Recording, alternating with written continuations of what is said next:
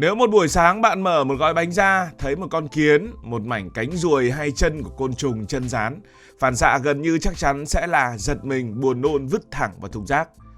Trong đầu bạn sẽ huy động những suy nghĩ ví dụ như đồ ăn bình thường phải sạch, phải tinh khiết, phải không dính dáng đến mấy thứ bò lúc nhúc ngoài tự nhiên. Chỉ cần nghe đến chữ côn trùng bên cạnh thực phẩm là đã thấy sai rồi. Nhưng sự thật là rất nhiều món bạn ăn mỗi ngày không hề sạch tuyệt đối như bạn tưởng. Không phải vì nhà sản xuất gian dối, không phải vì tiêu chuẩn thấp, mà vì thực phẩm sinh ra từ thiên nhiên. Mà thiên nhiên thì không bao giờ vô trùng. Vấn đề không nằm ở chỗ có hay không, mà nằm ở chỗ có bao nhiêu là chấp nhận được. Và chính tại điểm ranh giới rất nhạy cảm đó, nước Mỹ đã chọn một cách tiếp cận khiến nhiều người nghe xong phải há hốc mồm. Chấp nhận sự tồn tại của côn trùng trong đồ ăn, cụ thể là sô-cô-la. Không phải là lén lút, không phải là giấu giếm, mà ghi hẳn vào luật, công khai và rõ ràng. Câu hỏi được đặt ra là vì sao một quốc gia nổi tiếng khắt khe về an toàn thực phẩm lại làm điều cảm giác sốc đến như vậy? Lần đầu nghe tin sô-cô-la Mỹ cho phép có côn trùng, phản xạ tự nhiên của hầu hết mọi người là hả? Mỹ văn minh cơ mà, sao lại cho ăn mấy thứ ghê gớm như vậy? Rồi trí tưởng tượng thì chạy ngay tới cái cảnh những cái thanh sô-cô-la trong đó còn lổm nhổm những cái con côn trùng. Nhưng sự thật thì không giống như phim kinh dị như vậy. Không có rán khô, không có con ruồi nào hay là mấy cái chân lổm nhổm ở trong sô-cô-la. Thứ được nhắc đến ở đây không phải là côn trùng nguyên con, cũng không phải là ai đó cố tình bỏ rán vào kẹo cho vui.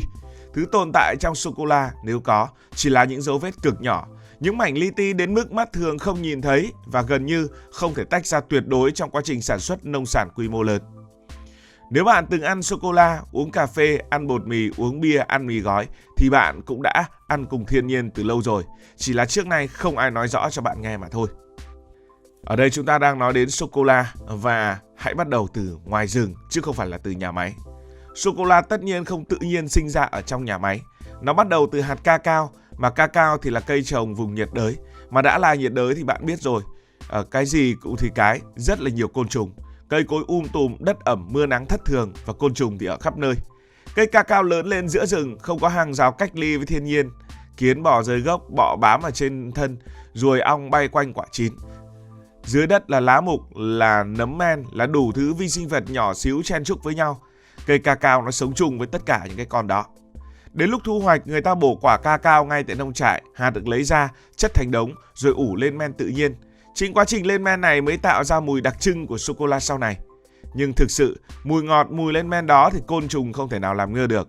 Chúng bay tới bay lui, đó là phản xạ sinh học rất tự nhiên, chứ không phải vì ai cố tình làm bẩn cacao. Ủ xong hạt cacao lại được đem ra phơi nắng ngoài trời nhiều ngày. Không phải là phòng kín, không phải là phòng sạch, mà là sân phơi như chúng ta là phơi thóc vậy. Nắng nhiều, gió thổi, bụi bay, côn trùng đi ngang cũng không tránh được và cũng không có lý do gì để tránh. Vì đó là cách làm nông nghiệp tồn tại hàng trăm năm rồi. Cacao chưa bao giờ sống trong môi trường vô trùng và trên trái đất này cũng không có nền nông nghiệp nào vô trùng tuyệt đối cả. Rồi cacao sẽ vào nhà máy. Lúc này nhiều người sẽ nghĩ đến đây là sạch bong rồi. Đúng là nó sẽ được rang ở nhiệt độ cao, xay, nghiền, trộn.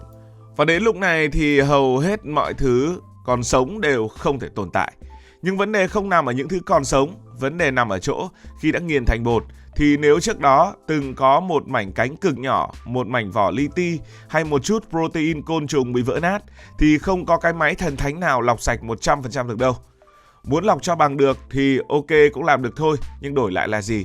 Giá thành đội lên hàng mấy lần, hàng loạt lô hàng bị vứt bỏ, thực phẩm bị lãng phí khổng lồ, trong khi mức độ an toàn cho người ăn thì chẳng tăng thêm được bao nhiêu. Cho nên ngành thực phẩm thế giới mới đi đến một cách nghĩ rất thực tế. Đừng hỏi có côn trùng hay không, hãy hỏi bao nhiêu là an toàn.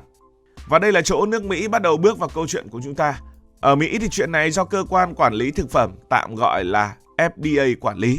Đây là một cơ quan rất khó tính nhưng mà họ cũng biết làm thế nào để khó, làm thế nào để mà cho qua mắt những cái thứ chấp nhận được. Họ không làm luật theo cảm giác ghê hay là không ghê, sợ hay là không sợ. Họ không quan tâm bạn nghe xong có nổi da gà hay không, thứ họ quan tâm là khoa học nói gì. Luật của họ dựa trên sinh học, độc tính học, thử nghiệm thực tế và dữ liệu tích lũy mấy chục năm. Và từ đó họ đưa ra một khái niệm, đó là mức sai sót cho phép. Ở đây không phải là hoàn hảo, không phải là tinh khiết như nước cất, mà là sai sót tới mức nào thì con người vẫn được an toàn. Tất nhiên là họ không khuyến khích ăn côn trùng, không cổ vũ mấy trò độc lạ. Họ chỉ nói rằng Trong sản xuất nông sản, có những thứ không tránh được hoàn toàn, và nếu nó không gây hại, không ảnh hưởng đến sức khỏe thì chấp nhận trong giới hạn cực thấp. Với sô-cô-la, cái giới hạn đó thấp tới mức người ăn không nhìn thấy, không ngửi thấy, không nếm thấy, không bị ảnh hưởng gì hết, dù trong đó có côn trùng. Nó tồn tại trên giấy và trong thống kê, chứ không tồn tại trong trải nghiệm ăn uống hàng ngày của bạn. Còn chuyện protein côn trùng thì sao? Nhiều người cảm thấy rất sợ, nhưng nói cho công bằng, nhìn bằng sinh học thì nó không đáng sợ như bạn tưởng. Protein côn trùng về cấu trúc cũng giống protein động vật. Cơ thể người tiêu hóa bình thường, sau khi qua nhiệt độ cao trong chế biến, nó không còn khả năng gây nhiễm trùng hay nguy hiểm gì cả. Thậm chí, dị ứng tôm cua, thứ mà chúng ta ăn rất thoải mái, còn nguy hiểm hơn mấy dấu vết này rất nhiều. Vấn đề chỉ nằm ở tâm lý, chứ không nằm ở khoa học. Không chỉ riêng sô-cô-la đâu, rất nhiều thứ bạn ăn mỗi ngày cũng vậy. Chỉ là không ai nói cho bạn nghe mà thôi. Bột mì, gạo, cà phê, trái cây sấy rồi mấy loại gia vị khô trong bếp nhà bạn, tất cả đều là nông sản. Mà đã là nông sản thì không thể nào sống tách khỏi thiên nhiên được. Hạt lúa ngoài đồng, hạt cà phê trên nương, trái cây đem phơi nắng, tiêu, ớt, quế phơi khô, tất cả đều đi qua gió bụi côn trùng. Dù có sàng lọc, rửa sấy kỹ đến đâu thì trên quy mô công nghiệp lớn vẫn luôn tồn tại một mức độ sai sót cho phép. Không riêng gì Mỹ, nước nào cũng có, chỉ khác nhau ở chỗ đó là họ có công bố hay công bố bằng cách nào. Khác biệt lớn nhất của Mỹ là họ công bố và nói thẳng ra, ghi rõ ra giấy trắng mực đen, có số liệu, có ngưỡng cụ thể. Còn nhiều quốc gia khác thì chọn cách im lặng, không phải vì ở đấy sạch hơn mà vì họ không muốn người dân phải suy nghĩ đến chuyện đó, đơn giản là thế mà thôi. Giờ thì nghĩ ngược lại một chút cho vui, giả sử Mỹ ban ra một cái luật nghe đó là 0% dấu vết côn trùng trong sô-cô-la, sạch tuyệt đối, không chấp nhận sai sót, thì chuyện gì sẽ xảy ra? Trước hết là giá sô-cô-la sẽ tăng vọt, không phải là tăng chút đỉnh mà là tăng mạnh vì chi phí kiểm soát đội lên khủng khiếp. Rồi hàng triệu tấn cacao sẽ bị loại bỏ chỉ vì không đạt chuẩn tuyệt đối. Và người chịu thiệt đầu tiên không phải là người Mỹ mà là những người nông dân ở châu Phi và Mỹ Latin, những người sống dựa vào cây cacao. Thực phẩm sẽ bị phá bỏ hàng loạt, lãng phí khổng lồ. Để bù lại người ta phải trồng thêm, khai thác thêm, tác động môi trường lại càng nặng hơn.